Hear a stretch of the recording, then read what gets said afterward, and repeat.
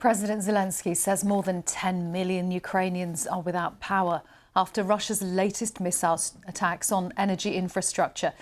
Many people are also facing disruption to drinking water supplies. Russia's latest missile strikes hit targets including gas fields, industrial infrastructure and residential buildings. Our correspondent, Catherine Biaruhanga, is in the Ukrainian capital, Kyiv. Ukraine is still trying to assess the damage from yesterday's widespread nationwide missile strikes across Ukraine. We understand in the city of Zaporizhia, the Zaporizhia region, officials say 7 people there died when a missile hit a residential building.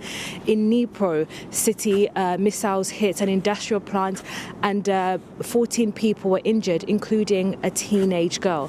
But the wider impact, looking more broadly at Ukraine, has been the impact on energy supplies. We understand that there were strikes on gas facilities in the eastern part of Ukraine. In the southern city of Nikopol, thousands of homes were knocked off the power grid following strikes by Russia. I'm speaking to you from Kyiv, and here one of the electricity companies said the capital experienced one of its biggest energy shutdowns because of these strikes. It's -3 degrees here in Kyiv, and this would be a big concern for families who are right now trying to stay warm and get some electricity into their homes. Yeah, and it was only this time yesterday that we were looking at live pictures of the first snowfall of the winter there in Kyiv, Catherine. I mean, it's not just the power, is it? It's also water facilities and a real threat to the availability of drinking water for people. It's just so basic. Exactly, and that's why the United Nations is warning that should these strikes continue, it's going to make the humanitarian crisis here in Ukraine, as you can imagine, it's already bad because of the war.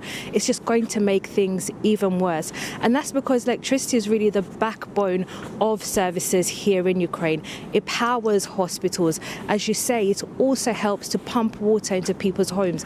And we've seen some families having to go out with plastic bottles to collect water on the sides, on the street.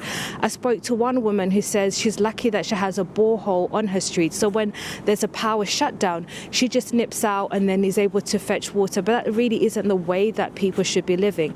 And that's really the concern for aid agencies now, who are worried about what could happen as it gets colder here and if these strikes continue in Ukraine.